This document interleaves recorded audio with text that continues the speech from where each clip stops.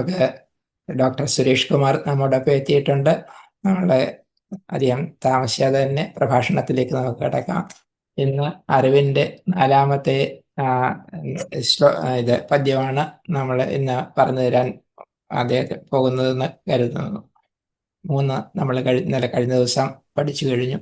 ഞാൻ പറഞ്ഞ പോലെ സകലിടത്തും നിറഞ്ഞു നിൽക്കുന്ന ഭഗവാന് അല്ലാതെ മറ്റൊരിടത്ത് എന്ത് ഇരിക്കുന്നു? എല്ലായിടും ഭഗവാനെ മാത്രമേ നമുക്ക് കാണാൻ കഴിയുള്ളൂ. അല്ലാതെ മറ്റൊരിടത്തും ഭഗവാൻ ഇല്ലാത്ത, അതായത് ചൈതന്യ സ്വരൂപം അതില്ലാത്ത മറ്റൊന്നും തന്നെ എങ്ങും കാണാൻ കഴിയില്ല. ഏകദേശം ഈ അർത്ഥമായിരിക്കണം നമുക്ക് ഇന്ന് 4-മത്തെ പദ്യത്തിലൂടെ അദ്ദേഹം സ്വാമി നാരായണ ഗുരുസ്വാമികൾ അറിവിലൂടെ നമുക്ക് പകർന്നു തരുന്നത്. നമ്മൾ ഏറ്റവും സ്നേഹത്തോടു കൂടി ഡോക്ടർ സുരേഷ് കുമാറിനെ സ്വാഗതം ചെയ്യുന്നു. അതിനു മുൻപായിട്ട് പ്രാർത്ഥനയോടെ രാധ പ്രാർത്ഥന. ഓം ശ്രീ വിദ്യാധിരാജായ നമഃ. തീർത്ഥം പാപഹരം പവിത്രം അറിവിൻ സാരസ്വതം സാഗരം സാർത്ഥം നിഷ്കളമാത്മബോധമഖിലാണ്ട പ്രേമപൂർണാകരം ദീപ്തം പാദയുഗം പ്രകാശനിലയം സച്ചിത് സുഖത്തിൻ പദം സത്യജ്ഞാനബലം തരുന്നൊരഭയം ശ്രീനീലകണ്ഠൻ ഗുരു. സത്യജ്ഞാനബലം തരുന്നൊരഭയം ശ്രീനീലകണ്ഠൻ ഗുരു. നരരൂപം ധരിച്ചൊരു പരമാത്മസ്വരൂപനാ നാരായണ ഗുരുത്തം സാഷ്ടാംഗം പ്രണമിച്ചിടാം. പ്രീതിക്കാളാകിലോരാതഖില മഹിമയും ഭൂതിയും നൽകുമേതോ ചൈതന്യം പൂണ്ടും അപ്രീതിയിലപജയമുണ്ടാക്കിയും നിൽക്കയാലേ ഏതിനും മൂലമല്ലോ ഗുരുകൃപയതിനാൽ ഭുക്തിയും മുക്തിയും മേൽ സാധിപ്പാനോർത്തു നാരായണ ഗുരുചരണം സന്തതം ഞാൻ തൊഴുന്നേൻ. സാധിപ്പാനോർത്തു നാരായണ ഗുരുചരണം സന്തതം ഞാൻ തൊഴുന്നേൻ. ഓം ഗുരുഭ്യോ നമഃ. ദൈവമേ കാത്തുകൊൾകങ്ങ് കൈവിടാതിങ്ങു ഞങ്ങളെ. നാവികൻ നീ ഭവാബ്ധിക്കോരാവിവൻ തോണി നിൻപദം ഒന്നൊന്നായെണ്ണി തൊട്ടെണ്ണും പൊരുളൊടുങ്ങിയാൽ നിന്നിടും ദൃക്കം പോലുള്ളം നിന്നിലസ്പന്ദമാകണം. അന്നവസ്ത്രാദിമുട്ടാതെ തന്നു രക്ഷിച്ചു ഞങ്ങളെ ധന്യരാക്കുന്ന നീയൊന്നു തന്നെ ഞങ്ങൾക്കു തമ്പുരാൻ. ആഴിയും തിരയും കാറ്റും ആഴവും പോലെ ഞങ്ങളും മായയും നിൻമഹിമയും നീയുമെന്നുള്ളിലാകണം. നീയല്ലോ സൃഷ്ടിയും സൃഷ്ടാവായതും സൃഷ്ടിജാലവും നീയല്ലോ ദൈവമേ സൃഷ്ടിക്കുള്ള സാമഗ്രിയായതും. നീയല്ലോ മായയും മായാവിയും മായാവിനോദനും. നീയല്ലോ മായയെ നീക്കി സായുജ്യം നൽകുമാര്യനും. നീ സത്യം ജ്ഞാനമാനന്ദം നീ തന്നെ വർത്തമാനവും ഭൂതവും ഭാവിയും വേറല്ലോതും മൊഴിയുമോർക്കിൽ നീ. അകവും പുറവും തിങ്ങും മഹിമാവാർന്ന നിൻപദം പുകഴ്ത്തുന്നു ഞങ്ങളങ്ങ് ഭഗവാനെ ജയിക്കുക ജയിക്കുക മഹാദേവ ദീനാവനപരായണ ജയിക്കുക ചിദാനന്ദ ദയാസിന്ധോ ജയിക്കുക. ആഴമേറും നിൻമഹസാം ആഴിയിൽ ഞങ്ങളാകവേ ആഴണം വാഴണം നിത്യം വാഴണം വാഴണം സുഖം. ആഴമേറും നിൻമഹസാം ആഴിയിൽ ഞങ്ങളാകവേ വാഴണം വാഴണം നിത്യം വാഴണം വാഴണം സുഖം. ഓം ഗുരുഭ്യോ നമഃ. നാലാമത്തെ ശ്ലോകം. അറിവിനു നിറവുണ്ടെന്നാൽ അറിവല്ലാതുള്ളതെങ്ങിരുന്നീടും അറിവേതിന്നിങ് അതുപോയി എന്നിതെങ്ങിരുന്നീടും.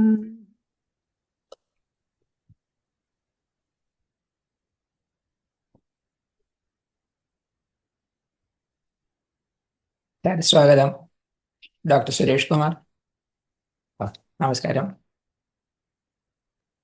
ഗജാനനം ഭൂതഗണാതിസേവിതം കപിത്തജംബൂഫലസാരഭക്ഷിതം ഉമാസുതം ശോകവിനാശകാരണം നമാമി വിഘ്നേശ്വരപാദപങ്കജം.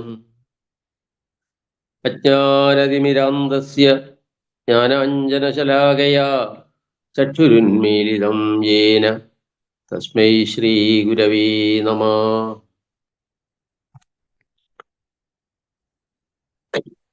നമ്മൾ ഇന്ന് നാലാമത്തെ പദ്യമാണ് ചർച്ചയ്ക്ക് എടുക്കുന്നത്. അറിവിന് നിറവുണ്ടെന്നാൽ അറിവല്ലാതുള്ളതെങ്ങിരുന്നീടും അറിവേതിഞ്ഞതുപോയി അറിയുന്നങ്ങെന്നിതെങ്ങിരുന്നീടും. അറിവിന് നിറവുണ്ടെന്നാൽ അറിവല്ലാതുള്ളതെങ്ങിരുന്നീടും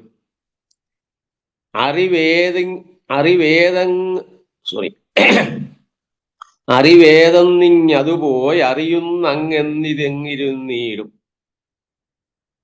അതായത് അറിവിന് നിറവുണ്ടെന്നാൽ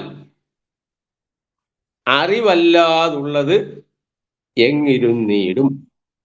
അറിവിന് നിറവുണ്ടെന്നാൽ അറിവിന് നിറവുണ്ട് എന്നാൽ അറിവല്ലാതുള്ളത് എങ്ങിരുന്നീടും.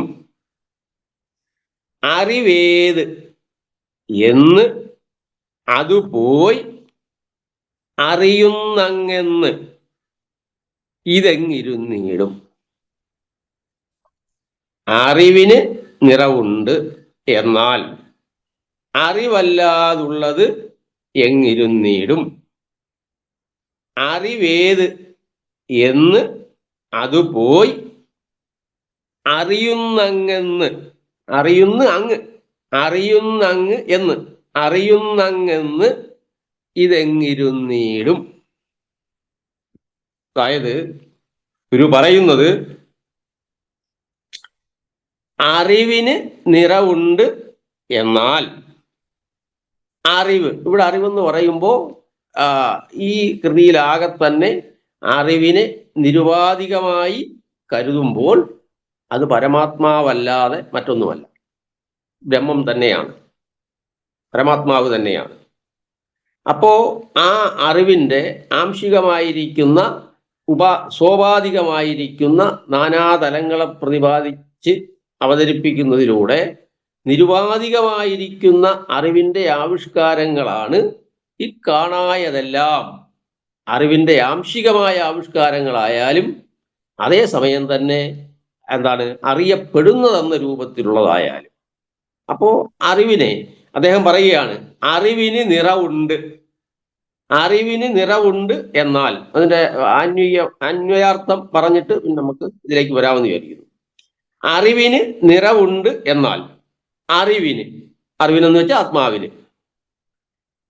അറിവിന് നിറവുണ്ട്, അതൊരു സ്റ്റേറ്റ്മെന്റ് ആണ്. അറിവിന് നിറവുണ്ട്. അറിവിന് നിറവുണ്ട് എന്നാൽ അറിവിന്, അതായത് ആത്മാവിന് മാത്രമാണ് എങ്ങും നിറഞ്ഞിരിക്കുന്ന ഉണ്മയുള്ളത്. അത് ശാസ്ത്രസിദ്ധമാണ്. ശാസ്ത്രം അതാണ്, വേദാന്ത ശാസ്ത്രം അംഗീകരിച്ചിട്ടുള്ളതാണ്. വേദാന്ത ശാസ്ത്ര സമ്മതമായ തത്വമാണ്. എന്ത്? അറിവിന് നിറവുണ്ട്, പൂർണ്ണതയുണ്ട് എന്ന്. സർവവ്യാപിയാണ്, സർവത്രകനാണ് ആത്മാവെന്നത്, അറിവെന്നത്. അപ്പൊ അറിവിന് നിറവുണ്ട്. എന്നാൽ അങ്ങനെയെങ്കിൽ ആ സ്ഥിതിക്ക് അറിവല്ലാതുള്ളത്, അറിവല്ലാത്തത്, ലളിതമായി പറഞ്ഞാൽ അനാത്മാവ്. അറിവല്ലാതുള്ളത്, അറിവല്ലാത്തത്, അനാത്മാവായിരിക്കുന്ന, അറിവിൽ നിന്ന് ഭിന്നമായിരിക്കുന്ന ഏതൊരു വസ്തുവുണ്ടോ അത് എങ്ങിരുന്നീടും എവിടെ ഉണ്ടായിരിക്കുവാനാണ്, എവിടെയാണ് അത് നിലകൊള്ളുക? അറിവ് സർവത്ര നിറഞ്ഞു നിലകൊള്ളുമ്പോൾ അറിവിൽ നിന്ന് ഭിന്നമായ അനാത്മസ്വരൂപമായ യാതൊന്നുണ്ടോ അത് എങ്ങിരുന്നീടും എവിടെ ഉണ്ടായിരിക്കാനാണ്. ഇനി പറയുന്നു, അറിവേത് എന്ന്, അറിവ് ഏത് എന്ന്, അതായത് സർവത്ര നിറഞ്ഞിരിക്കുന്നതായ ഈ അറിവ് എന്ന സത്യം, എന്ന പരമാത്മാവ്, എന്ന ആത്മാവ് ഏതാണെന്ന തരത്തിൽ സർവത്ര നിറഞ്ഞിരിക്കുന്നതായ അറിവ്, അറിവ് ഏത് എന്ന്, സർവത്ര നിറഞ്ഞിരിക്കുന്നതായ, സർവത്ര തിങ്ങി വിങ്ങി നിലകൊള്ളുന്നതായ ഈ അറിവെന്ന യാഥാത്മ്യം, പരമാർത്ഥം ഏതാണ് എന്ന തരത്തിൽ അത് പോയി, ആ അറിവ് തന്നെ അന്വേഷിച്ചു പോയി. അത് പോയി, അറിവല്ലേ ഉള്ളൂ.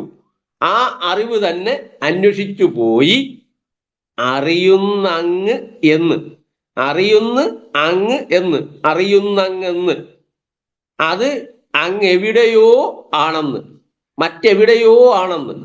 എന്നുവെച്ചാൽ ജ്ഞാതാവ് ജ്ഞേയം, അറിയുന്നവൻ അറിയപ്പെടുന്നത്, അത് മറ്റെവിടെയോ ആണെന്ന്.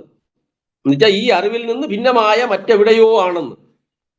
അത് അറിയുന്ന അങ്ങ് എന്ന്, അത് അങ്ങെവിടെയോ ആണെന്ന്, മറ്റെവിടെയോ ഇരിക്കുന്ന ഒന്നാണെന്ന മട്ടിൽ അറിയാൻ ശ്രമിച്ചാൽ, അറിയുന്ന അങ്ങ് എന്ന്, അതായത് ഈ അറിവ് എവിടെയാണെന്ന് അന്വേഷിച്ചു പോയി അത് മറ്റെവിടെയോ ഇരിക്കുന്ന ഒന്നാണെന്ന തരത്തിൽ അറിയാൻ ശ്രമിച്ചാൽ, അത് അങ്ങ് എവിടെയോ ഇരിക്കുന്ന ഒന്നാണെന്ന മട്ടിൽ അറിയാൻ ശ്രമിച്ചാൽ ഇത് എങ്ങിരുന്നീടും. അങ്ങനെ ഒരറിവ്, ആ മറ്റെവിടെയോ ആണെന്ന തരത്തിലുള്ള ആ അറിവ് എവിടെ ഇരിക്കുന്നു, എങ്ങിരുന്നീടും, അതെവിടെ ഇരിക്കുന്നു എന്ന് വെച്ചാൽ അന്വേഷിച്ച് കണ്ടെത്താവുന്ന ഒരു വിഷയമെന്ന നിലയിൽ ഉള്ള ഒന്നല്ല അറിവെന്ന യാഗസത്യം.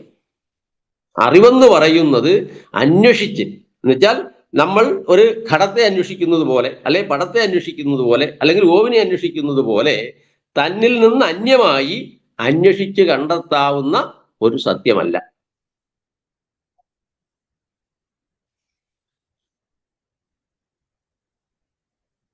എന്നിട്ട് പറയാം, അറിവിന് നിറവുണ്ട് എന്നാൽ അറിവിന്, അതായത് ആത്മാവിന് മാത്രം, ഈ അറിവിന് നിറവുണ്ട് എന്നതൊരു സ്റ്റേറ്റ്മെന്റ് ആണ്. അത് പറഞ്ഞിട്ട് അത് ശാസ്ത്രസമ്മതമാണ്, അതിനെക്കുറിച്ച് നമ്മൾ വിശദമായി പറയും. അപ്പോൾ അറിവിന് നിറവുണ്ട്, അറിവ് സർവത്ര നിറഞ്ഞു നിൽക്കുന്ന, തിങ്ങി നീങ്ങി നിൽക്കുന്ന എന്താണ്? ആത്മാവാണ്. അങ്ങനെ തിങ്ങി നീങ്ങി നിൽക്കുന്നതായ ആത്മാവ് ആണ്. ആത്മാവ് അങ്ങനെയെങ്കിൽ, അതായത് ആത്മാവ് അങ്ങനെയാണ്, അത് അങ്ങനെയാണ് എങ്കിൽ അറിവിന് നിറവുണ്ട് എന്നാൽ, പൂർണിമയുണ്ട് എന്നാൽ, ആത്മാവിന് മാത്രമാണ് എങ്ങും നിറഞ്ഞിരിക്കുന്ന ഉണ്മയുള്ളത്, യാഥാത്മ്യമുള്ളത്, പരിപൂർണതയുള്ളത്.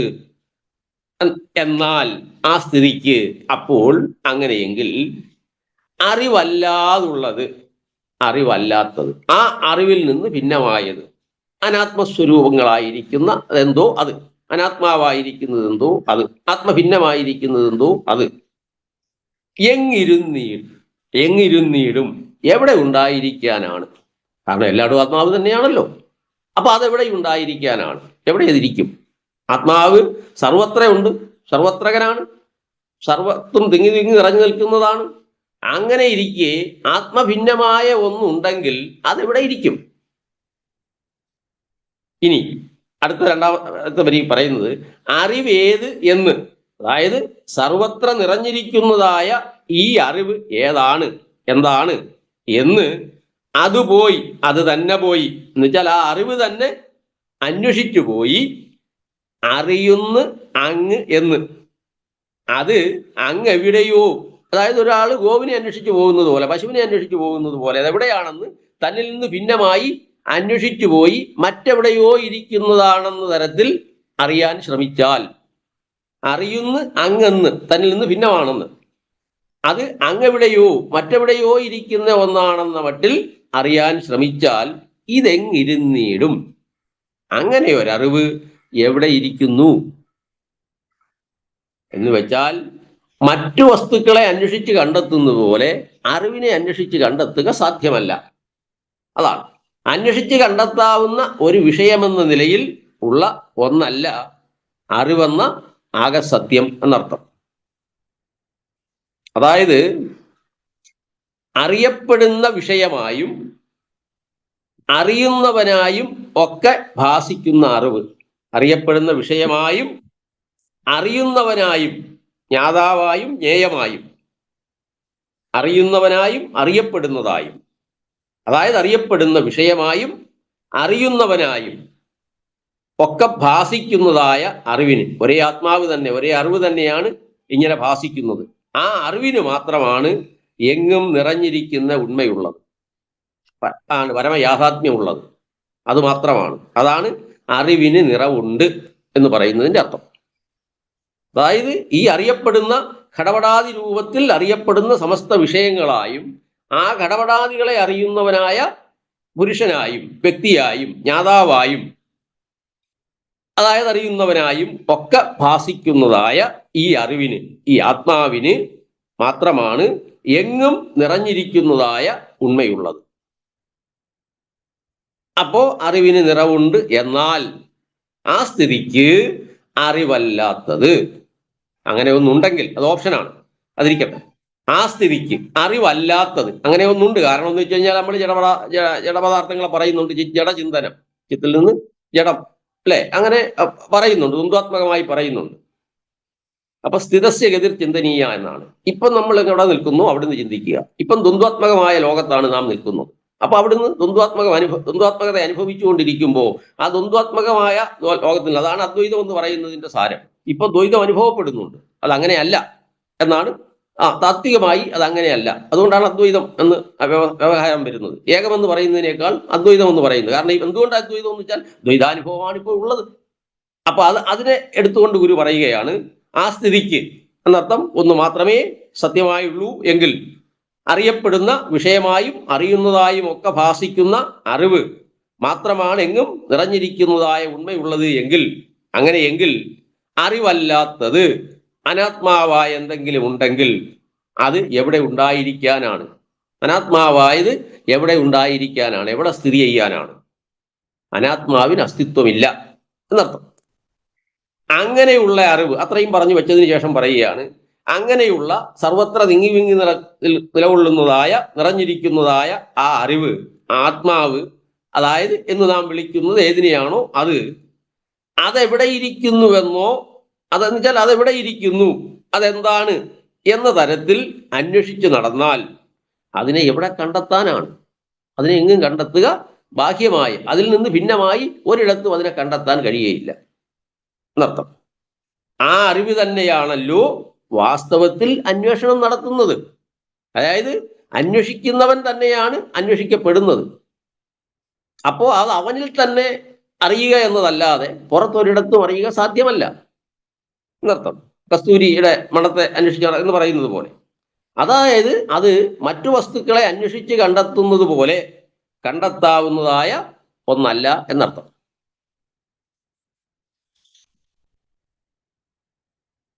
അറിവിന് നിറവുണ്ടെന്നാൽ അറിവല്ലാതുള്ളതെങ്ങിരുന്നീടും, അറിവേതെന്ന് ഇഞ്ഞതുപോയി അറിയുന്നങ്ങ് എന്നിതങ്ങിരുന്നീടും.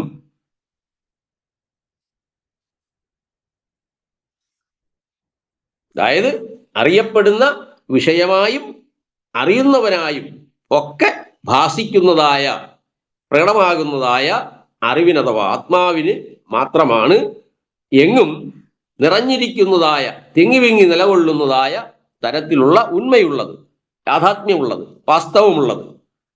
ആ സ്ഥിതിക്ക് അറിവല്ലാത്തത്, അതായത് അനാത്മസ്വരൂപമായിരിക്കുന്നത് എവിടെ ഉണ്ടായിരിക്കുവാനാണ്? അനാത്മാവിന് അസ്തിത്വമില്ല എന്നർത്ഥം. അങ്ങനെയുള്ള അറിവ് എന്ന് വെച്ചാൽ എങ്ങും തിങ്ങി വിങ്ങി നിലകൊള്ളുന്നതായ ആ അറിവ് അത് അതെന്താണ് എന്നോ അല്ലെങ്കിൽ അതെവിടെ ഇരിക്കുന്നു എന്നോ ഒക്കെ ഉള്ള തരത്തിൽ അന്വേഷിച്ച് നടന്നാൽ അതിനെ എവിടെ കണ്ടെത്താനാണ്? ബാഹ്യമായ ഒരിടത്തും അറിവിനെ കണ്ടെത്താൻ കഴിയുകയില്ല. ആ അറിവ് തന്നെയാണല്ലോ വാസ്തവത്തിൽ അന്വേഷണം നടത്തുന്നത്. ജ്ഞാതാവ് ന്യായത്തെ, അതായത് അറിയുന്ന ആള് തന്നെ അന്വേഷിച്ച് പുറത്തു പോകുന്നത് പോലെ എന്നർത്ഥം. അതാണ് ആ അന്വേഷകനായിരിക്കുന്നത് ആരോ അയാൾ തന്നെയാണ് അന്വേഷിക്കുന്നത് എന്നർത്ഥം. അല്ലെങ്കിൽ അയാളെ തന്നെയാണ് ബാഹ്യമായ തലത്തിൽ അന്വേഷിക്കുന്നത് എന്ന് വെച്ചാൽ മറ്റൊരു വസ്തുവിനെ, ഘടപടാദികളെ നമ്മൾ അന്വേഷിച്ച് കണ്ടെത്തുന്നത് പോലെ ആത്മാവിനെ അന്വേഷിച്ച് കണ്ടെത്തുക സാധ്യമല്ല എന്നർത്ഥം. അതായത് അതിൻ്റെ ഒരു ഇതിലേക്ക് വരുന്നതിന് മുമ്പ് നമ്മൾ ഈ ആദ്യമേ പറഞ്ഞ ശ്ലോകങ്ങൾ, 3 ശ്ലോകങ്ങൾ, ഞാൻ മുമ്പോട്ട് പോകുന്നില്ല, അപ്പൊ വീണ്ടും കറങ്ങി നിൽക്കുന്നു എന്ന് തോന്നുന്നു. അതായത് ആദ്യമേ പറഞ്ഞ 3 ശ്ലോകങ്ങൾ, അതിനെക്കുറിച്ച് ഒന്നുകൂടെ ഒന്ന് സൂചിപ്പിച്ചു വിട്ടിട്ട് അടുത്ത് നമുക്ക് ഈ 4-ാമത്തെ ശ്ലോകത്തിലേക്ക് വിഷയത്തിലേക്ക് വരാമെന്ന് വിചാരിക്കുക. അതായത് ആദ്യത്തെ ശ്ലോകത്തിൽ ഗുരു പറഞ്ഞത് എന്നുവെച്ചാൽ ഏതൊരു ശൈലിയാണ് ഗുരു ഈ ആദ്യത്തെ 2 ശ്ലോകങ്ങളെ അവതരിപ്പിക്കുന്നതിൽ കൈക്കൊണ്ടിട്ടുള്ളത്, അതിനെ ഒന്ന് സൂചിപ്പിച്ചിട്ട് നമുക്ക് 3-ാമത്തെ ശ്ലോകം കഴിഞ്ഞ പ്രാവശ്യം പൂർത്തിയാക്കിയില്ല, അതിനെക്കുറിച്ചുകൂടെ പറഞ്ഞിട്ട് 4-ാമത്തെ ശ്ലോകത്തിന്റെ വിഷയത്തിലേക്ക് വരാം. അതിന്റെ ആമുഖമായിട്ട് ഇത് പറഞ്ഞു എന്ന് മാത്രം. അതായത് ആദ്യത്തെ ശ്ലോകത്തിൽ ഗുരു പറയുന്നത് അറിയപ്പെടുന്നതിലെല്ലാം പൊരുളായിരിക്കുന്നത് അറിവ് മാത്രമാണ് എന്നാണ് ആദ്യത്തെ ശ്ലോകത്തിൽ പറഞ്ഞത്. അറിയപ്പെടും ഇത് വേറല്ല, അറിവായിടും തിരഞ്ഞിടും നേരം. അതേപോലെ തന്നെ 2-ാമത്തെ ശ്ലോകത്തിൽ പറഞ്ഞത് അറിവില്ലെന്നുണ്ടെങ്കിൽ അറിയപ്പെടുന്നതുമില്ല. അതായത് അറിവില്ലെന്നാലില്ലീ അറിയപ്പെടുമെന്നത്. അതായത് ആദ്യത്തെ ശ്ലോകത്തിൽ പോസിറ്റീവായി പറഞ്ഞു, 2-ാമത്തെ ശ്ലോകത്തിൽ നെഗറ്റീവായി പറഞ്ഞു. ഈ വിഷയാവതരണത്തിൽ ശാസ്ത്രസമ്മതിയായ രീതിയിൽ വിഷയത്തെ അവതരിപ്പിക്കുമ്പോൾ കൈക്കൊള്ളുന്ന ഒരു രീതിയാണ്, ഒരു ശൈലിയാണ്, അവതരണ രീതിയാണ് അന്വയ വ്യതിരേക രീതി എന്ന് പറയും. അന്വയം വ്യതിരേകം. അന്വയം പോസിറ്റീവായി പറയുക, പിന്നെയോ വ്യതിരേകം നേരെ വിപരീതമായി, വിപരീതം വെച്ചാൽ നിഷേധാത്മകമായി പറയുക. അപ്പൊ പോസിറ്റീവായിട്ടും നെഗറ്റീവായിട്ടും ഒരു വസ്തുവിനെ സംസ്ഥാപനം ചെയ്യുന്നതിന് വേണ്ടി ഈ 2 രീതിയിലും 2 ശൈലിയിലും വിഷയാവതരണം നടത്തും, ശാസ്ത്രരീതിയാണ്. അത് തന്നെയാണ് ഗുരു ഇവിടെ ആദ്യത്തെ ശ്ലോകത്തിലും 2-ാമത്തെ ശ്ലോകത്തിലും കൈക്കൊണ്ടിട്ടുള്ളത്. ആദ്യത്തെ ശ്ലോകത്തിൽ അന്വയ രീതിയിൽ പറഞ്ഞു, 2-ാമത്തെ ശ്ലോകത്തിൽ വ്യതിരേക രീതിയിൽ പറഞ്ഞു.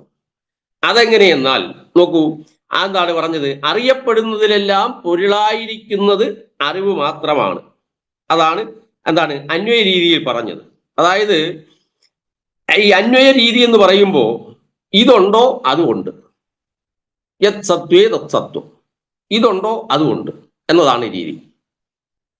അറിവുണ്ടോ അറിയപ്പെടുന്നതുമുണ്ട്.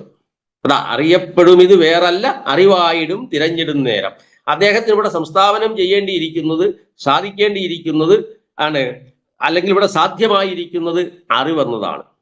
അപ്പോൾ അറിവിനെ സാധിക്കുന്നതിന് വേണ്ടി, അറിവിനെ സംസ്ഥാപനം ചെയ്യുന്നതിന് വേണ്ടി, അറിവിന്റെ എന്താണ് പറയുന്നത്, സർവാതിശായിത്വത്തെ സംസ്ഥാപനം ചെയ്യുന്നതിന് വേണ്ടി അറിയപ്പെടുന്നതിനെ കുറിച്ച് പറഞ്ഞു. അറിവുണ്ടോ അറിയപ്പെടുന്നതുമുണ്ട്. അതായത് അങ്ങനെയാണ് അറിവെന്നത് ഇവിടെ സാധ്യമായിരിക്കുന്നു, അറിയപ്പെടുന്നത് എന്നത് ഹേതുവായിരിക്കുന്നു. സാധ്യമുള്ളിടത്തേ ഹേതുവുള്ളൂ. ഇവിടെ സാധിക്കേണ്ടിയിരിക്കുന്നത്, സംസ്ഥാപനം ചെയ്യേണ്ടിയിരിക്കുന്നത് അറിവിനെയാണ്. അറിവാണ് സാധ്യം. ഏതിനെ അവലംബിച്ചുകൊണ്ട്? അറിയപ്പെടുന്നതിനെ അവലംബിച്ചുകൊണ്ട്. അതാണ് ഹേതു. അപ്പൊ സാധ്യ ഹേതുക്കൾ. അപ്പൊ ഈ സാധ്യവും ആണ്, അതായത് സാധ്യമുണ്ടെങ്കിലേ ഹേതു ഉണ്ടായിരിക്കുകയുള്ളൂ. അതാണ് പറയുന്നത്. ഇതുണ്ടോ അതുണ്ട്. അപ്പൊ ഉദാഹരണത്തിന് പറഞ്ഞാൽ തീയുള്ളിടത്തേ പുകയുള്ളൂ. തീയെയാണ് സാധിക്കേണ്ടത് പുകയെ വെച്ചുകൊണ്ട്. അപ്പൊ തീ ഉള്ളിടത്തേ പുകയുള്ളൂ, സാധ്യമുള്ളിടത്തേ ഹേതുവുള്ളൂ, അറിവുള്ളിടത്തേ അറിയപ്പെടുന്നതുള്ളൂ. അറിവുള്ളിടത്ത് മാത്രമാണ് അറിയപ്പെടുന്നതുള്ളത്. അപ്പൊ അറിയപ്പെടുന്നതുണ്ടെങ്കിൽ ആരുണ്ടെന്നർത്ഥം? അറിവുണ്ടെന്നർത്ഥം. അതാണ് അദ്ദേഹം ആദ്യമേ അന്വയ രീതിയിലാണ് ആദ്യത്തെ ശ്ലോകത്തിൽ അറിവിനെ സംസ്ഥാപനം ചെയ്തത്. അറിവാണ് അവിടെ സാധ്യമായിരിക്കുന്നത്. അറിവേ ഉള്ളൂ എന്നാണ് അദ്ദേഹത്തിന് ഇവിടെ സംസ്ഥാപനം ചെയ്യേണ്ടിയിരിക്കുന്നത്. അത് അറിവാണ് സാധ്യമായിരിക്കുന്നത്. ആ സാധ്യത്തെ സംസ്ഥാപനം ചെയ്തിരിക്കുന്നതിന് നിദാനമായി ഹേതുവായി അറിയപ്പെടുന്നതിനെ സ്വീകരിച്ചു. അദ്ദേഹം പറയുന്നു, അറിയപ്പെടും ഇത് വേറല്ല, അറിവായിടും തിരഞ്ഞിടും നേരം. സൂക്ഷ്മം അന്വേഷിച്ചാൽ ഈ അറിയപ്പെടുന്നതുണ്ടല്ലോ, അത് അറിവ് തന്നെയാണ്. അപ്പൊ അറിവാണ് അറിയപ്പെടുന്നതെന്ന് അറിവിനെ സംസ്ഥാപനം ചെയ്യുന്നതിന് വേണ്ടി അറിയപ്പെടുന്നതിനെ ഹേതുവായി കൊണ്ടുവന്നു. അതെന്താന്ന് വെച്ചാൽ, എവിടെ സാധ്യമുണ്ടോ സാധ്യമുള്ളിടത്തേ ഹേതു ഉണ്ടായിരിക്കുകയുള്ളൂ, അറിവുള്ളിടത്തേ അറിയപ്പെടുന്നതുണ്ടായിരിക്കുകയുള്ളൂ. ഇപ്പൊ തീയെയും പുകയെയും എടുത്തു കഴിഞ്ഞാൽ തീയുള്ളിടത്തേ പുകയുണ്ടായിരിക്കുകയുള്ളൂ. ഇതാണ് ആദ്യത്തെ ശ്ലോകത്തിൽ അദ്ദേഹം കൈക്കൊണ്ട രീതി. ഇനി അതിനെ തന്നെ വ്യതിരേക രൂപത്തിൽ അവതരിപ്പിക്കുകയാണ് രണ്ടാമത്തെ ശ്ലോകത്തിൽ. അഭാവരൂപേണ, അതായത് അദ്ദേഹം എങ്ങനെ പറയുന്നു? യഥഭാവേ തദഭാവഃ. ഇതില്ലയോ അതുമില്ല, ഇതില്ലെങ്കിൽ അതുമില്ല, സാധ്യമില്ലെങ്കിൽ ഹേതുവുമില്ല, തീയില്ലെങ്കിൽ പുകയുമില്ല, സാധ്യമില്ലെങ്കിൽ ഹേതുവില്ല, തീയില്ലെങ്കിൽ പുകയുമില്ല, അറിവില്ലെങ്കിൽ അറിയപ്പെടുന്നതുമില്ല. ആദ്യമേ പറഞ്ഞത് അറിവുണ്ടെങ്കിലേ അറിയപ്പെടുന്നതുള്ളൂ, അത് അന്വയ രീതിയിൽ അവതരിപ്പിച്ചു. രണ്ടാമത് വ്യതിരേക രീതിയിൽ അവതരിപ്പിച്ചുകൊണ്ട് പറയുകയാണ്, അറിവില്ലെങ്കിൽ അറിയപ്പെടുന്നതുമില്ല. അപ്പോൾ ഒരെണ്ണത്തിന് സംസ്ഥാപനം ചെയ്യുവാൻ അന്വയ രീതിയിലും വ്യതിരേക രീതിയിലും, അപ്പോൾ അറിവിന്റെ സർവാതിശായിത്വത്തെ അറിവ് മാത്രമേ ഉള്ളൂ എന്ന് സംസ്ഥാപനം ചെയ്യുവാൻ ശാസ്ത്രസമ്മതമായിരിക്കുന്ന ഈ അന്വയ വ്യതിരേക രീതിയെ അവലംബിച്ചുകൊണ്ടാണ് ആദ്യത്തെ രണ്ട് ശ്ലോകങ്ങളിൽ ഗുരു അറിവിന്റെ ഏകത്വത്തെ അല്ലെങ്കിൽ അറിവിന്റെ സർവാതിശായിത്വത്തെ, അറിവ് മാത്രമേ ഉള്ളൂ എന്ന് സംസ്ഥാപനം ചെയ്തത്. ഇനി നമ്മൾ മൂന്നാമത്തെ ശ്ലോകത്തിലേക്ക്, ഇതിന്റെ ഒരു ഇൻട്രഡക്ഷൻ ആയിട്ടൊന്ന് പറഞ്ഞതാണ്, കാരണം അതായത് മൂന്നാമത്തെ ശ്ലോകത്തിലേക്ക് വരുമ്പോൾ, അറിവിനളവില്ലാതേതറിയാം അറിവായതും വിളങ്ങുന്നു, അറിവിലെഴുന്ന കിനാവിഞ്ഞറിവായിടുന്ന വണ്ണമങ്ങെല്ലാം. അപ്പൊ ആദ്യമേ അറിവിനെ സംസ്ഥാപനം ചെയ്തു അന്വയ രീതിയിലും വ്യതിരേക രീതിയിലും. മൂന്നാമത്തെ ശ്ലോകത്തിലേക്ക് വരുമ്പോൾ ആദ്യത്തെ രണ്ട് ശ്ലോകങ്ങളിൽ പറഞ്ഞത് അറിയപ്പെടുന്ന രൂപത്തിൽ വരുന്നതായ അറിവിനെ കുറിച്ച്. എന്ന് പറഞ്ഞാൽ നമ്മുടെ അറിവിന് വിഷയീഭവിക്കുന്ന ആംശികമായിരിക്കുന്ന അറിവുകളെ, നമ്മൾ അളന്ന് തിട്ടപ്പെടുത്തുന്ന അറിവുകളെ, നമ്മുടെ പ്രമയിലൂടെ, നമ്മുടെ അറിവുകളിലൂടെ അളന്ന് തിട്ടപ്പെടുത്തുന്ന അറിവറ്റതായിരിക്കുന്ന അറിവിനെ കുറിച്ചാണ്. അറിവറ്റതാണ് അറിവ് യാഥാത്മ്യത്തിൽ, സത്യത്തിൽ. അങ്ങനെ അറിവറ്റിരിക്കുന്നതായ അളവ് നമ്മളുടെ പ്രമയിലൂടെ, നമ്മൾ പ്രമാണപ്രവർത്തനത്തിലൂടെ ആംശികമായി ഛേദിച്ച് നമ്മൾ അറിയുന്നു. ഇപ്പൊ കടജ്ഞാനം, പടജ്ഞാനം, ഗോജ്ഞാനം ഇങ്ങനെ ആംശികമായി അറിയപ്പെടുന്നതെല്ലാം അറിവ് തന്നെ എന്ന് അന്വയ രീതിയിലും വ്യതിരേക രീതിയിലും എന്ന ശാസ്ത്രസമ്മതമായ രീതിയെ അവലംബിച്ചുകൊണ്ടാണ് ആദ്യത്തെ രണ്ട് ശ്ലോകങ്ങളിലൂടെ ഗുരു അവതരിപ്പിച്ചത്. ഇനി നേരിട്ട് പരമാത്മാവെന്ന് ഖ്യാതമായിരിക്കുന്ന യാതൊരു തരത്തിലും, എല്ലാ തരത്തിലും അവിഛിന്നമായിരിക്കുന്ന, ഒരു തരത്തിലും വിഭേദതയില്ലാത്ത പൂർണ്ണമായ അറിവിനെയാണ് മൂന്നാമത്തെ ശ്ലോകത്തിൽ അവതരിപ്പിക്കുന്നത്. അപ്പൊ നേരത്തെ നമ്മളുടെ അറിവുകളെ കൊണ്ട്, അതായത് ജ്ഞാതാവ് അവന്റെ ജ്ഞാനപ്രക്രിയയിലൂടെ ഛേദിച്ച് ഭിന്നമായി വിച്ഛേദം സംഭവിച്ച അല്ലെങ്കിൽ അവച്ഛേദ രൂപത്തിൽ അവതരിപ്പിക്കപ്പെട്ട ഘടപടാതി രൂപത്തിലുള്ളതായ ഈ പ്രപഞ്ചമായിരിക്കുന്ന വിച്ഛേദം സംഭവിച്ചിരിക്കുന്നതായ ആംശികമായ അറിവുകൾ എന്തൊക്കെയുണ്ടോ ആ അറിവുകളെല്ലാം അല്ലെങ്കിൽ അറിയപ്പെടുന്ന രൂപത്തിലുള്ളതായ അറിവിന്റെ അംശങ്ങളുണ്ടോ അതെല്ലാം പരമമായ ഒരറിവാണെന്നാണ് ആദ്യത്തെ രണ്ടിൽ പറഞ്ഞത്. എന്നിട്ട് അങ്ങനെ ഈ അന്വയ വ്യതിരേക രൂപത്തിൽ അവതരിപ്പിച്ചതിന് ശേഷം മൂന്നാമത്തെ ശ്ലോകത്തിലേക്ക് വരുമ്പോൾ ഗുരു പറയുകയാണ്, നിങ്ങളിങ്ങനെ ഛേദിച്ചറിഞ്ഞ അറിവുണ്ടല്ലോ, ആ അറിവിനും അപ്പുറം നിൽക്കുന്ന എങ്ങനെ അളവില്ലാത്ത ഒരറിവുണ്ട്. ഇവിടെ ഇതെല്ലാം ഘടപടാതി രൂപത്തിൽ അളന്നറിഞ്ഞ അറിവാണ്. ആ അറിവിൽ നിന്ന് അളവില്ലാതെ നിൽക്കുന്ന യാതൊരറിവുണ്ടോ, യാതൊന്നുണ്ടോ, അതും അറിവ് തന്നെയാണ്. അളവില്ലാതെ നിൽക്കുന്നതും അറിവ് തന്നെയാണ്. അതാണ് നമ്മൾ കഴിഞ്ഞ ക്ലാസ്സിൽ പറഞ്ഞത്. അതായത് ഇപ്പൊ നമ്മൾ ഏത് പോലുള്ളവർ പറയുന്നുണ്ട്, ഏത് പരിമേയമായ ഒരു പരിമേയമായിരിക്കുന്ന അളന്ന് തിട്ടപ്പെടുത്തുന്ന ഒന്നിനെ എടുക്കുമ്പോൾ ആ അളക്കൽ പ്രക്രിയ എന്ന് പറയുന്നത് ഒരു തരത്തിലുള്ള വിച്ഛേദനമാണ്, ഒരു തരത്തിലുള്ള പരിച്ഛേദനമാണ്. അപ്പൊ കുന്നുകൂട്ടിയിരിക്കുന്ന ഒരു നെൽക്കൂനയിൽ നിന്ന് നാഴി അളന്നെടുത്താൽ നാഴിയെ അളക്കുന്നു, നാഴി നെല്ലെന്ന് നാം അറിയുമ്പോൾ ആ നാഴി നെല്ലിനെ അളന്നെടുക്കുന്നത് പോലെയാണ് ഈ അറിവിന് അളവില്ലാതിരിക്കുന്നതായ അറിവിൽ നിന്ന് ഘടത്തെ നമ്മൾ അളന്നെടുക്കുന്നു, അല്ലെങ്കിൽ പടത്തെ നമ്മൾ അളന്നെടുക്കുന്നു. അപ്പൊ ഏതൊരറിവും ഒരളന്നെടുക്കലാണ്. ആ അളന്നെടുക്കലിൽ ഒരു വിച്ഛേദമുണ്ട്. ഛേദിക്കാതെ നിങ്ങൾക്ക് ഒന്നിനെ അളന്ന് മാറ്റാൻ കഴിയത്തില്ല. അതാണ് അതിനകത്ത് സംഭവം.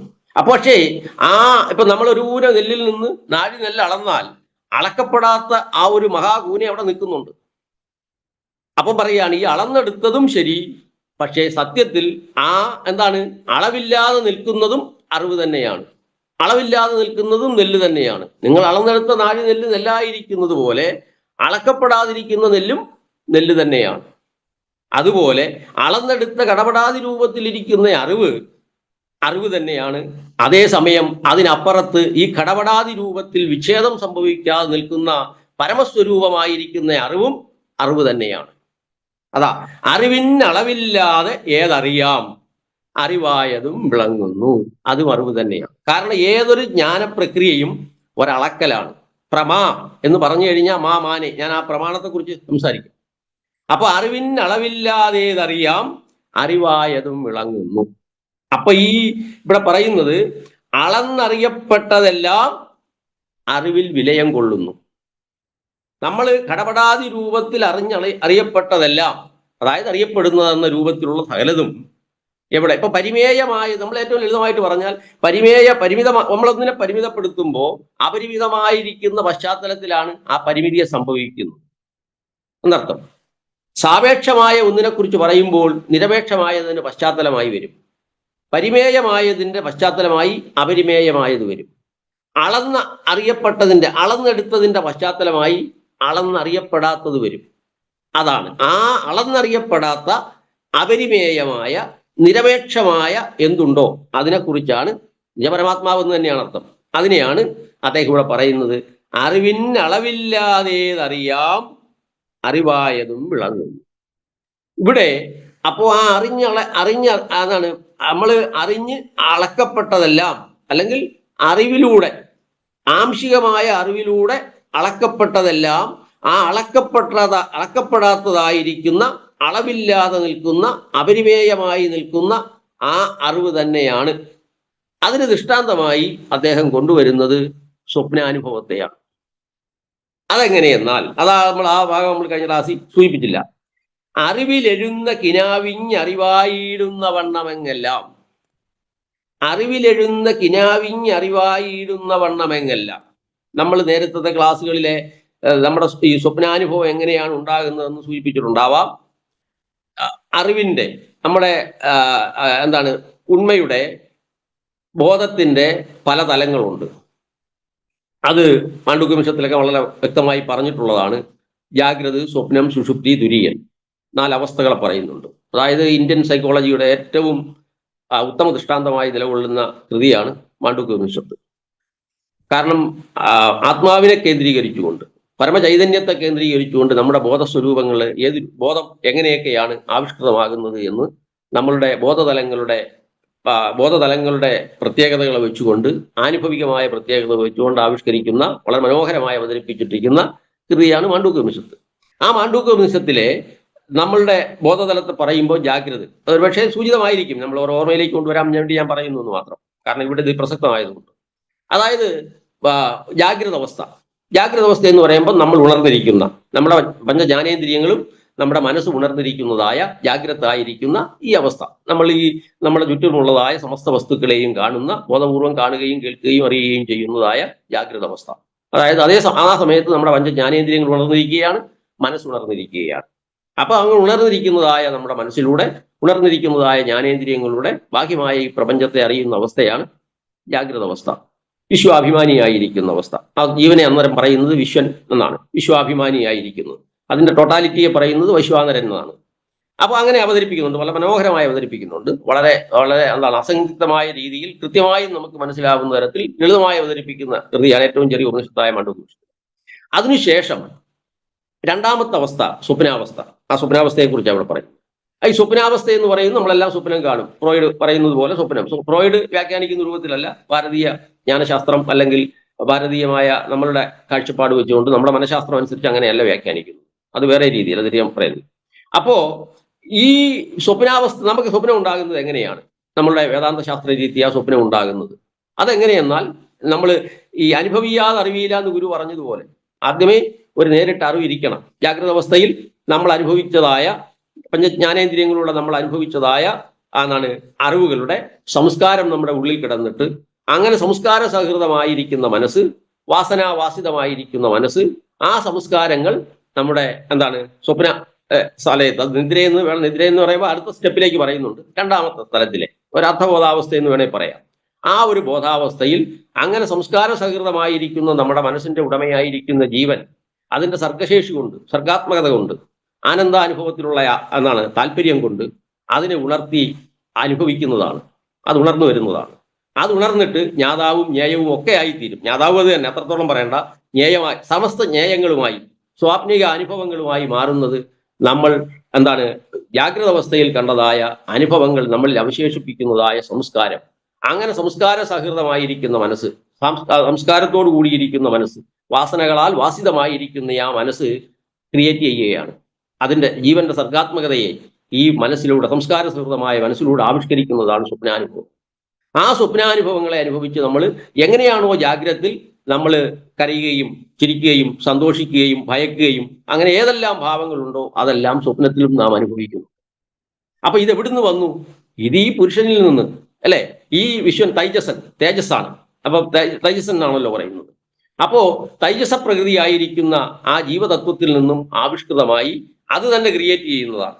അത് ഉപനിഷത്തിൽ പറയും, നതത്ര രഥാ നരതയോഗ ന ബന്ധാനുഭവന്തി അത രഥാൻ രഥയോഗാൻ പദസൃജതേ എന്ന് പറയും.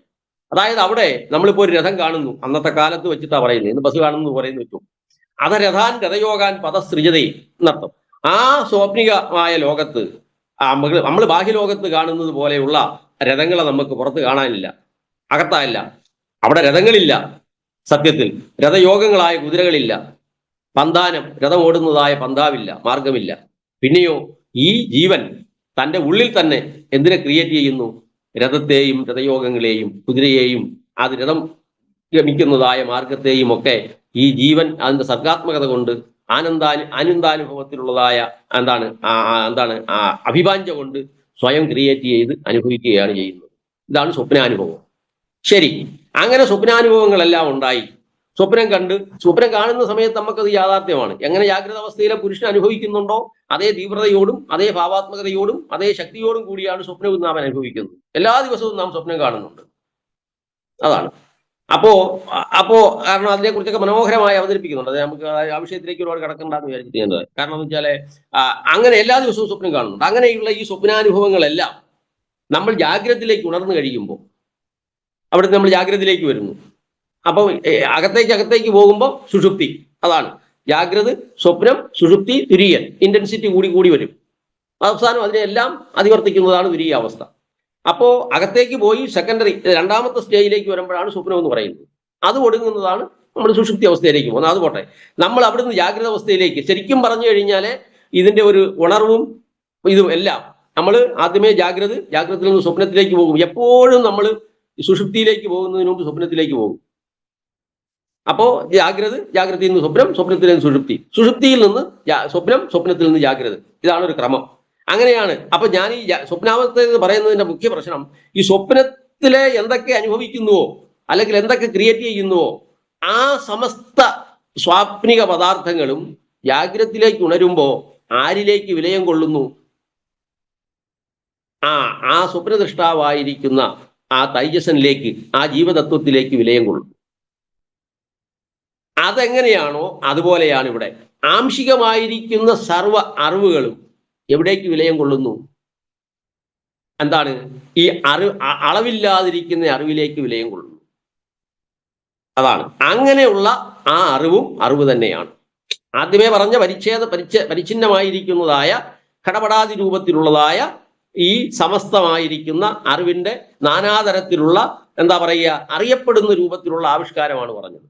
ആ ആവിഷ്കാരങ്ങളെല്ലാം അറിവ് തന്നെയാണെന്ന് അന്വയവ്യതിരേക രൂപത്തിൽ ആദ്യത്തെ 2 ശ്ലോകങ്ങളിലൂടെ ഗുരു അവതരിപ്പിച്ചതിനു ശേഷം 3-ാം ശ്ലോകത്തിലേക്ക് വരുമ്പം നിരവച്ഛിന്നമായിരിക്കുന്ന അളവില്ലാത്ത അറിവ് തന്നെയാന്ന് പരമാത്മസ്വരൂപത്തെ അവതരിപ്പിക്കുന്ന തരത്തിലേക്ക് ആ അറിവിനെ അവതരിപ്പിച്ചതിനു ശേഷം ഈ ആദ്യത്തെ 2 ശ്ലോകങ്ങളിൽ കണ്ടതായ പരിച്ഛിന്നമായിരിക്കുന്ന ആംശികമായിരിക്കുന്ന അറിയപ്പെടുന്ന രൂപത്തിലുള്ള ഘടപടാധ്യാത്മകമായിരിക്കുന്ന ഈ പ്രപഞ്ചാനുഭവം മുഴുവൻ ആ അപരിമേയമായിരിക്കുന്ന അറിവിലേക്ക് വരും എന്ന് സൂചിപ്പിക്കുക കൂടി ചെയ്തുകൊണ്ടാണ് അളവില്ലാത്ത യാതൊരു അറിവുണ്ടോ ആ അറിവ് തന്നെ എന്ന് പറയുന്നു.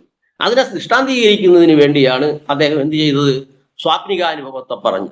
എങ്ങനെയാണോ അതാണ് സംസ്കാര സഹൃതനായിരിക്കുന്ന ഒരു ജീവൻ തൻ്റെ ആ സർഗാത്മകത കൊണ്ട് അല്ലെങ്കിൽ സർഗശേഷി കൊണ്ട് തൻ്റെ പുറത്തല്ലാതെ തൻ്റെ ഉള്ളിൽ തന്നെ ഇതിനെ മുഴുവൻ സൃഷ്ടിച്ചിട്ട് സ്വാപ്നിക പ്രപഞ്ചത്തെ മുഴുവൻ സൃഷ്ടിച്ച് അനുഭവിക്കുന്നതായ രൂപത്തിലേക്ക് കൊണ്ടുവന്ന് അതുകൊണ്ട് ആനന്ദാനുഭവത്തെ ചെയ്തതിനു ശേഷം അതിനെ എല്ലാം ജാഗ്രത അവസ്ഥയിലേക്ക് വരുമ്പോൾ തന്നിലേക്ക് തന്നെ മടക്കുന്നത് അല്ലെങ്കിൽ മടങ്ങിപ്പോകുന്നത്. അതുപോലെ ആംശികമായിരിക്കുന്ന ഈ സമസ്ത അറിവുകളും കടപടാതി രൂപത്തിലുള്ളതായ പ്രപഞ്ചാനുഭവങ്ങളും ഈ അളവറ്റതായ ആ അറിവിലേക്ക് വിലയം കൊള്ളുന്നു എന്ന് സൂചിപ്പിക്കുക കൂടിയാണ് ചെയ്യുന്നത് ഈ ദൃഷ്ടാന്തത്തിലൂടെ. അതാ അറിവിന്നളവില്ലാതേതറിയാം അറിവായതും വിളങ്ങുന്നു അറിവിലെഴുന്ന കിനാവ് അറിവായിടുന്ന വണ്ണം. അതായത് നമ്മളെ വ്യക്തിപരമായി പറഞ്ഞാൽ അല്ലെങ്കിൽ വ്യഷ്ടിപരമായി പറഞ്ഞാൽ അറിവില്ല തൈജസ്സനായിരിക്കുന്ന ജീവൻ തന്നെയാണ് അതിന്റെ സർഗാത്മകത കൊണ്ട് ആ പ്രപഞ്ചത്തെ സകലതും സൃഷ്ടിച്ച് സ്വപ്നപ്രപഞ്ചത്തെ മുഴുവൻ സൃഷ്ടിച്ചിട്ട് അവസാനം ജാഗ്രതത്തിലേക്ക് വരുമ്പോൾ അത് തന്നിലേക്ക് തന്നെ ഒടുങ്ങുന്നത് പോലെയാണ്. അതാണ് ഈ പറഞ്ഞ 3-ാമത്തെ ശ്ലോകത്തിന്റെ പ്രമേയമായി വരുന്നത്. ഇവിടെ 4-ാമത്തെ ശ്ലോകത്തിലേക്ക് വരുമ്പോൾ അപ്പൊ പ്രഖ്യാപനം ചെയ്തു കഴിഞ്ഞു അറിവിന് നിറവുണ്ടെന്ന്. അറിവ് നിറഞ്ഞു നിൽക്കുക. അങ്ങനെ നിറഞ്ഞു നിൽക്കുന്ന ആ അറിവ് ആണെങ്കിൽ ഈ അറിവിൽ നിന്ന് ഭിന്നമായത് എവിടെ ഇരിക്കും? യുക്തിപൂർവ്വം ഇത് വ്യാഖ്യാതാക്കൾ ഓരോരുത്തരും ഓരോ തരത്തിൽ പറയുന്നുണ്ട്. അത് ഞാൻ അതിലേക്ക് കിടക്കുന്നില്ല. സാമാന്യന് ഒരർത്ഥം പറയാവുന്നേ. അപ്പോ ഈ 4-ാം ശ്ലോകത്തിലേക്ക് വരുമ്പോൾ പറയുന്നത് എന്താണ്? അറിവിന് മാത്രമേ നിറവുള്ളൂ, പൂർണിമയുള്ളൂ, പൂർണ്ണതയുള്ളൂ. അതായത് എങ്ങും നിറഞ്ഞിരിക്കുന്നതായ പൊരുൾ അറിവ് മാത്രമാണ്. സർവത്രകനാണ്, സർവവ്യാപിയാണ്, അറിവില്ലാത്ത സ്ഥലമില്ല. അങ്ങനെ അറിവ് എല്ലായിടവും ഇരിക്കും. അപ്പം ചോദിക്കുകയാണ് അറിവ് തന്നെയാണോ എല്ലായിടവും ഇരിക്കുന്നത്? അറിവുണ്ടോ എന്ന് ചോദിച്ചാൽ ഉടനെ ശാസ്ത്രം പറയും അപ്പം സർവത്ര അറിവില്ലാത്ത ഒരു സ്ഥലവുമില്ല. നമ്മൾ ആകാശത്തെ കുറിച്ച് പറയുന്നത് പോലെ ആകാശം ബ്രഹ്മമാണെന്ന് പറയുമല്ലോ, അതുപോലെ ആകാശമില്ലാത്ത ഒരു സ്ഥലമില്ല. അതുപോലെ എല്ലാ ആകാശത്തിൽ ഇരിക്കുന്നു എന്നാണ്. അവകാശധാതുര ആകാശക എന്നല്ലേ പറയുന്നത്. എല്ലാത്തിനും ഇരിക്കാൻ ഇടം കൊടുക്കുന്നതാണ് ആകാശം. അവകാശം കൊടുക്കുന്നത് കൊണ്ടാണ് അവകാശം ഇരിപ്പിടം.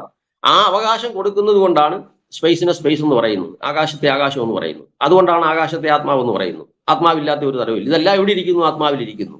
എല്ലായിടത്തും ആത്മാവുണ്ടെങ്കിൽ പിന്നെ വേറെ എല്ലാത്തിനും ഇരിക്കാൻ സ്ഥലമുണ്ടോ? ഇല്ല. പക്ഷേ ഇരിക്കുന്നതായിട്ട് പോലെ തോന്നുന്നല്ലോ, ദ്വന്ദ്വാത്മകമായി അനുഭവപ്പെടുന്നുണ്ടല്ലോ. കാരണം ചിജ്ജട ചിന്തനം, ചിത്തും ജഡവും. അപ്പൊ ചിത്തിൽ നിന്ന് ഭിന്നമായി ജഡമുണ്ടെന്നല്ലേ. അതുപോലെ ആത്മാനാത്മ വിവേകനം, ആത്മാനാത്മ വിവേകം, അപ്പൊ അനാത്മാവുണ്ടല്ലോ. അപ്പൊ ഇങ്ങനെ ദ്വന്ദ്വാത്മകമായി നാം അറിയുന്ന വർത്തമാന അനുഭവത്തിൽ നിന്ന് ചിന്തിച്ചുകൊണ്ട് പോവുകയാണ്. പക്ഷെ ഗുരു സൂക്ഷ്മമായി അറിഞ്ഞിട്ട് ചോദിക്കുകയാണ്, അല്ലെങ്കിൽ അനുഭൂതി സാന്ദ്രമയിൽ ചോദിക്കുകയാണ്, അറിവേ ഉള്ളുവെങ്കിൽ, അറിവ് സർവ്വവ്യാപിയാണെങ്കിൽ, അറിവ് പൂർണ്ണിമയാർന്നതാണെങ്കിൽ, ആ പൂർണ്ണിമയായ അറിവിൽ അറിവല്ലാതെ എന്തിനിരിക്കാൻ ഇടമുണ്ട്? സത്യത്തിൽ ഇല്ല. പക്ഷേ ഉള്ളതായി വ്യവഹരിക്കപ്പെടുന്നുണ്ടല്ലോ. അപ്പൊ പിന്നെ അത് എവിടെ ഇരിക്കും? വ്യവഹരിക്കപ്പെടുന്നുണ്ടല്ലോ. ആ വ്യവഹരിക്കപ്പെടുന്നത് എവിടെ ഇരിക്കും? അതാ ചോദ്യം. അപ്പൊ അതാണ് പറയുന്നത്. അപ്പൊ അതിന് ഒരു വ്യാഖ്യാനം പറയുന്നത്. അപ്പൊ ഇവിടെ നമ്മൾ കണ്ടത് എന്താണ്? അറിവിന് മാത്രമേ നിറവുള്ളൂ, പൂർണ്ണിമയുള്ളൂ, പൂർണ്ണതയുള്ളൂ. ബാക്കി എല്ലാ ആംശികങ്ങളാണ്, അപേക്ഷ ബാക്കി ഒന്നുമില്ല. അതാണ് ഒരു സത്യം. അതായത് എങ്ങും നിറഞ്ഞിരിക്കുന്നതായ പൊരുൾ അറിവ് മാത്രമാണ്. അറിവ് മാത്രമാണ്. അപ്പൊ അറിവ് എല്ലായിടവും നിറഞ്ഞിരിക്കുന്നു എന്നതിന് ശാസ്ത്രസമ്മതി ഉണ്ടോ എന്നൊരു ചോദ്യം വരാം. അറിവ് എല്ലായിടവും നിറഞ്ഞിരിക്കുന്നു എന്ന് ശാസ്ത്രം അംഗീകരിക്കുന്നുണ്ടോ? ശാസ്ത്രസമ്മതി ഉണ്ടല്ലോ. അതെങ്ങനെ? അതായത് ഈ അറിവിനെ കുറിച്ച് അഥവാ ആത്മാവിനെ കുറിച്ച് പറയുന്നുണ്ട്. അപ്പം ഒരു സംശയം, ഈ സമസ്ത വസ്തുക്കളും ആനുഭവികമായിരിക്കുന്ന ഈ, അല്ലെങ്കിൽ നമ്മുടെ എല്ലാ തരത്തിലും, സ്ഥൂലതലത്തിലും സൂക്ഷ്മതലത്തിലും കാരണതലത്തിലും ആനുഭവികമായിരിക്കുന്ന ഈ പ്രപഞ്ചാത്മകത മുഴുവൻ അതിന്റെ സാകല്യമാണോ അറിവ്? അതിന്റെ സാകല്യമാണോ ആത്മാവ്? അതിന്റെ ടോട്ടാലിറ്റിയെയാണോ നിങ്ങൾ ആത്മാവെന്ന് പറയുന്നത് എന്ന് ചോദിക്കുമ്പോൾ തത്വജ്ഞനായ ഋഷി പറയുന്നത് എങ്ങനെയെന്നാൽ, പാദോസ്യ സർവാഭൂതാനി ത്രിപാദസ്യ അമൃതം ദിവി. നിങ്ങൾ നോക്കൂ, പാദോസ്യ സർവാഭൂതാനി ത്രിപാദസ്യ അമൃതം ദിവി.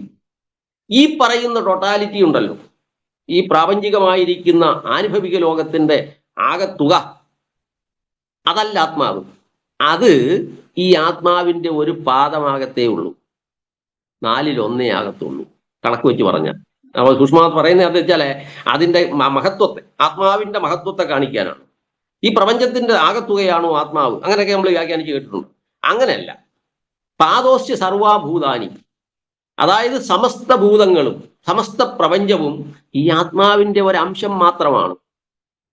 ത്രിപാദസ്യ അമൃതം ദിവി, ഇതിന്റെ 3 പാദങ്ങളും 3/4 ഭാഗവും ഇതിന് പുറത്താണ്.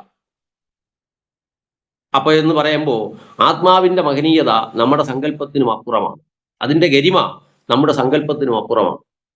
അപ്പൊ ഈ പ്രപഞ്ചം മുഴുവൻ എടുത്താൽ ഒരു പാദമാകുന്നതേ ഉള്ളൂ.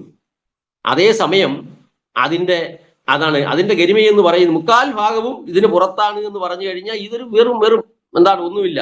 നമ്മൾ പറയത്തില്ലയോ, ഈ മരണത്തെക്കുറിച്ച് പറയുമ്പോൾ പറയുന്നു മൃത്യുർയസ്യ ഉപസേചനം. ആത്മാവിന്റെ മഹത്വത്തെ കുറിച്ച് പറയുമ്പോൾ മൃത്യുർയസ്യ ഉപസേചനം. മരണം എന്ന് പറയുന്നത് അവന്റെ തൊടുകറിയാണ്. പിന്നെ മെയിൻ കറിയെ കുറിച്ച് പറയേണ്ട കാര്യമില്ലല്ലോ. മരണം എന്ന് പറയുമ്പോൾ അറിയാമല്ലോ, യാദസ്യ ധ്രുവോ മൃത്യു, സകലതിനെയും ഉൾക്കൊള്ളുന്നതാണ്, ജനിച്ചതിനെ. എന്നതുപോലെ എന്ന് വെച്ചാൽ ആത്മാവിന്റെ ഗരിമയെ അല്ലെങ്കിൽ മഹത്വത്തെ, മഹനീയത വാഴ്ത്താൻ ഇത്തരത്തിൽ ഈ ഉപനിഷത്തിൽ ഉപയോഗിക്കുന്ന ഭാഷകൾക്ക് ഒരു പ്രശ്നമുണ്ട്. ഭാഷ എന്ന് വെച്ചാൽ അവാച്യമായ ഒന്നിനെ, അല്ലെങ്കിൽ അനിർവചനീയമായ ഒന്നിനെ നിർവചിക്കാൻ ശ്രമിക്കുമ്പോൾ, അല്ലെങ്കിൽ വാക്കുകൾക്ക് അപ്പുറം നിൽക്കുന്ന ഒന്നിനെ വാക്കിലൂടെ അവതരിപ്പിക്കാൻ ശ്രമിക്കുമ്പോൾ തത്വജ്ഞന്മാരായ ഋഷീശ്വരന്മാർ അവലംബിക്കുന്ന ഭാഷയിലൂടെ അതിനെ അവതരിപ്പിക്കാൻ ശ്രമിക്കുമ്പോൾ കൈക്കൊള്ളുന്ന ഒരു രീതിയുണ്ട്. അത് നമ്മൾ ഉപനിഷത്ത് സാഹിത്യത്തിൽ കൃത്യമായും കാണാം. അതിരിക്കട്ടെ. അപ്പൊ ഇത് പറയുന്നത് പാദോസ്യ സർവാഭൂതാനി ത്രിപാദസ്യ അമൃതം ദിവി എന്ന ഉപനിഷദ് ഉക്തിയിൽ നിന്ന് കൃത്യമായും നാം മനസ്സിലാക്കുന്നു അറിവിന്റെ പൂർണിമ എന്ന് പറയുന്നത് അത് കേവല പൂർണിമയല്ല, പൂർണിമയെയും അതിവർത്തിച്ചു നിൽക്കുന്ന പൂർണിമയുടെ പരമകാഷ്ഠയാണ്, പരമസീമയാണ്, അല്ലെ? അങ്ങനെ അവധിയില്ലാത്ത നിരവധികമായ ഒരു തലമാണ്. അപ്പൊ അറിവ് പൂർണ്ണമാണെന്ന കാര്യത്തിൽ ആർക്കും ഒരു സംശയവുമില്ല, അത് ശാസ്ത്രസമ്മതമാണ്. അപ്പോ ഗുരു ചോദിക്കുകയാണ്, അങ്ങനെ ശാസ്ത്രസമ്മതമായി അറിവ് പൂർണ്ണമാണ് എന്നിരിക്കെ അങ്ങനെയാണെങ്കിൽ അറിവല്ലാത്തത് എവിടെ ഇരിക്കും? അടുത്ത ഓപ്ഷൻ. കാരണം അങ്ങനെ ഒരു ധാരണ ഉള്ളത് കൊണ്ട് അദ്ദേഹം ചോദിക്കുകയാണ്. അങ്ങനെ ലോകത്ത് കാണുന്നത്. കാരണം തോന്നുന്നത് സ്ഥിതസ്ഥിതിർ ചിന്തനീയ, നമ്മൾ നേരത്തെ പറഞ്ഞതുപോലെ ഇപ്പം നിൽക്കുന്നതിൽ നിന്നുമാണ് നമ്മൾ ചിന്തിച്ചു തുടങ്ങുന്നത്. ഇപ്പം നമ്മൾ അദ്വൈതാത്മകതയല്ല നിൽക്കുന്നത്, ദ്വൈതാത്മകതയിലാണ്. അപ്പോൾ അറിവല്ലാത്തത് കൊണ്ട്, അനാത്മാവായിരിക്കുന്ന ഈ കടപടാദികൾ നമ്മൾ കരുതുന്നത് കൊണ്ടല്ലോ. അപ്പോൾ അറിവല്ലാത്തത് എവിടെ ഇരിക്കും? അതാണ്. അങ്ങനെയാണെങ്കിൽ അറിവല്ലാത്തത് എവിടെ ഇരിക്കും? അതായത് അറിവല്ലാത്ത മറ്റൊരു പൊരുൾ ഉണ്ടെന്ന് കരുതുകയാണെങ്കിൽ, ഇപ്പൊ നമ്മൾ കരുതുന്നുണ്ടല്ലോ, അതാ അറിവല്ലാത്ത മറ്റൊരു പൊരുൾ ഉണ്ടെന്ന് കരുതുകയാണെങ്കിൽ അതെവിടെ ഇരിക്കും? അതെവിടെ സ്ഥിതി ചെയ്യും? അതെവിടെ ഉണ്ടെന്നാണ് പറയാൻ കഴിയുക? അത് അറിവിലല്ലേ ഇരിക്കാൻ നിവർത്തിയുള്ളൂ. അതെവിടെ ഇരിക്കൂ? അറിവിലേ ഇരിക്കൂ. കാരണം അറിവില്ലാത്ത ഒരു സ്ഥലവുമില്ല. അപ്പൊ അറിവ് സർവ്വവ്യാപിയാണെന്ന് സംസ്ഥാപനം ചെയ്തു കഴിഞ്ഞു. അറിവ് സർവത്ര നിറഞ്ഞു നിൽക്കുന്നതാണെന്ന് ശാസ്ത്രസമ്മതമായി അവതരിപ്പിക്കപ്പെട്ട് കഴിഞ്ഞപ്പോ അറിവേ ഉള്ളൂ എന്നത് യാഥാത്മ്യം. ശരി, അറിവല്ലാത്തതായ ഒന്നുണ്ട്, അതിൽ നിന്ന് ഭിന്നമായ ഒന്നുണ്ട് എന്ന് കരുതുന്നുവെങ്കിൽ അതെവിടെ ഇരിക്കും? അറിവിലേ ഇരിക്കാൻ നിവർത്തിയുള്ളൂ. അതാണ് പറയുന്നത്. അത് അറിവിലേ ഇരിക്കൂ. അറിവിൽ പക്ഷെ അങ്ങനെ ആണെങ്കിൽ അറിവിൽ കുടികൊള്ളുന്ന ഏതും അറിവിന്റെ രൂപത്തിലായിരിക്കണം. അതിൽ നിന്ന് ഭിന്നമായിരിക്കാൻ പറ്റത്തില്ലല്ലോ. അറിവിൽ എന്തെങ്കിലും കുടികൊള്ളുന്നെങ്കിൽ അത് അറിവിന്റെ ഏതെങ്കിലും ഒരു രൂപത്തിലായിരിക്കണം. അറിവിന്റെ രൂപത്തിലായിരിക്കുകയും വേണം. ചുരുക്കത്തിൽ അറിവല്ലാത്തതെന്ന് കരുതാവുന്ന ഒന്നുണ്ട് എന്ന് പറയുകയാണെങ്കിൽ ഓപ്ഷനാണ്. കാരണം എന്ന് വെച്ചാൽ അത് സൂക്ഷ്മാർത്ഥത്തിൽ അത് സാധ്യമല്ലെങ്കിൽ പോലും നമ്മളുടെ ആനുഭവികമായിരിക്കുന്ന അജ്ഞാനത്തിന്റെ തലത്തിൽ നിന്നുകൊണ്ട് ഒരു ചിന്തിച്ചുകൊണ്ട് പറയുകയാണ്, അല്ലെങ്കിൽ അജ്ഞാനത്തെ സാധ്യത അനുവദിച്ചുകൊണ്ട് ഒരു പറയുകയാണ്. അറിവല്ലാത്തതെന്ന് കരുതുന്ന ഒന്നുണ്ട് എന്ന് പറയുകയാണെങ്കിൽ അത് ഉണ്ടായിരിക്കുന്നത് അറിവിന്റെ ഒരു രൂപമെന്ന നിലയിൽ മാത്രമായിരിക്കും. അറിവിന്റെ ഒരു രൂപമെന്ന നിലയിൽ മാത്രം, കാരണം അറിവിലാണ് ഇരിക്കുന്നത്. അപ്പൊ അറിവിന്റെ ഒരു രൂപമെന്ന നിലയിൽ മാത്രമേ അതിനെ അവതരിപ്പിക്കുവാൻ അല്ലെങ്കിൽ അതിനെ നിലകൊള്ളുവാൻ കഴിയുകയുള്ളൂ എന്നർത്ഥം. അതായത് സൂക്ഷ്മം പറഞ്ഞാൽ അറിവല്ലാത്തത് എന്ന് നാം കരുതിപ്പോരുന്നതും ഉണ്ടായിരിക്കുന്നത് അറിവിന് പുറത്തല്ല, അറിവിനുള്ളിൽ തന്നെയാണ്. അപ്പൊ വീണ്ടും നമ്മൾ തീസിസിലേക്ക് വരുന്നു. അറിവേ ഉള്ളൂ, അറിവ് മാത്രമേ ഉള്ളൂ. അറിവല്ലാത്തതെന്ന് കരുതുന്നതും ഇരിക്കാൻ മറ്റൊരിടമില്ല, എവിടെയേ ഉള്ളൂ, അറിവ് മാത്രമേ ഉള്ളൂ, അറിവിലേ അതിന് സ്ഥാനമുള്ളൂ. അപ്പൊ അറിവിന്റെ ഏതെങ്കിലും ഒരു രൂപമെന്ന നിലയിൽ മാത്രമായിരിക്കും ആ അറിവല്ലാത്തതെന്ന് നിങ്ങൾ വ്യവഹരിക്കുന്നതും ഉണ്ടായിരിക്കുക. യുക്തി അനുസരിച്ച് അതേ സാധ്യമാകുകയുള്ളൂ. എല്ലായിടത്തും അറിവുണ്ടെന്ന് പറഞ്ഞിട്ട് അറിവല്ലാത്ത ഒന്നുണ്ടെന്ന് പറയാൻ പറ്റുമോ? ഇല്ല. അപ്പൊ പിന്നെ ഉണ്ടെന്ന് പറയുന്നെങ്കിൽ അതെന്താ? അതെവിടെ ഇരിക്കും? അറിവിലിരിക്കും. അറിവിലിരിക്കുന്നെങ്കിൽ അറിവിന്റെ രൂപത്തിലേ ഇരിക്കാൻ സാധ്യമുള്ളൂ. അപ്പൊ അറിവല്ലാത്തതെന്ന് പറയുന്നത് സൂക്ഷ്മം ആലോചിച്ചാൽ അറിവിന്റെ ഏതെങ്കിലും ഒരു രൂപം ആയിരിക്കും, ഏതെങ്കിലും ഒരു ആവിഷ്കാരം, ഏതെങ്കിലും ഒരു രൂപമായിട്ട് അറിവല്ലാത്തതെന്ന് നിങ്ങൾ വ്യവഹരിക്കുന്നതിനിരിക്കാൻ സ്ഥിതിയുള്ളൂ. അതാണ് യുക്തി അനുസരിച്ച് സാധ്യതയുള്ളൂ എന്നർത്ഥം. ഇനി രണ്ടാമത്തെ, ഇത് ആദ്യത്തെ കാര്യമാണ് പറഞ്ഞത്. അറിവിന് നിറവുണ്ടെന്നാൽ അറിവല്ലാതുള്ളതെങ്ങിരുന്നീടും. അടുത്ത രണ്ടാമത്തെ 3-4 വരികള് അറിവേതെന്നിങ്ങതു പോയി അറിയുന്ന അങ്ങെന്നിതെങ്ങിരുന്നീടും. അതായത് ശ്ലോകത്തിന്റെ 2-ാം പകുതിയിൽ പറയുന്നത് അറിവേത് എന്ന് അത് പോയി അറിയുന്ന അങ്ങെന്ന് ഇതെങ്ങിരുന്നീടും. അറിവ് ഏത് എന്ന് അത് പോയി അറിയുന്ന അങ്ങെന്ന് ഇതെങ്ങിരുന്നീടും. ഇവിടെ നാം അറിയാൻ ശ്രമിക്കുന്നത് നമ്മൾ നേരത്തെ പറഞ്ഞു. അതായത് അറിവ് തന്നിൽ നിന്നും ഭിന്നമായ ഒന്നിനെ അറിയാൻ ശ്രമിക്കുമ്പോൾ അതെവിടെ ഇരിക്കാനാണ്? അങ്ങനെ ഒരറിവ് സാധ്യമല്ല. അത്രേ പറഞ്ഞോളൂ. എല്ലാ അറിവും പോലെയല്ല ഈ അറിവ്. അതായത് ഇവിടെ നാം അറിയാൻ ശ്രമിക്കുന്നത്, അല്ലെങ്കിൽ അറിയാൻ ശ്രമിക്കുന്നത് എന്തെന്നാലേ എങ്ങും നിറഞ്ഞിരിക്കുന്ന അറിവിനെയാണ്. അതാണല്ലോ നമ്മൾക്ക് പ്രമേയമായി വരുന്നത്, അല്ലെങ്കിൽ നമ്മുടെ ചർച്ചാ വിഷയമായി വരുന്നത്, നമ്മുടെ സാധ്യമായി വരുന്നത്. ഇനി അതിനെ മറ്റെവിടെയോ ഇരിക്കുന്ന ഒന്നെന്ന തരത്തിൽ അന്വേഷിച്ച് കണ്ടെത്താൻ ശ്രമിച്ചാൽ എവിടെ കണ്ടെത്താനാണ്? അതാണ് അതിന്റെ സാരം.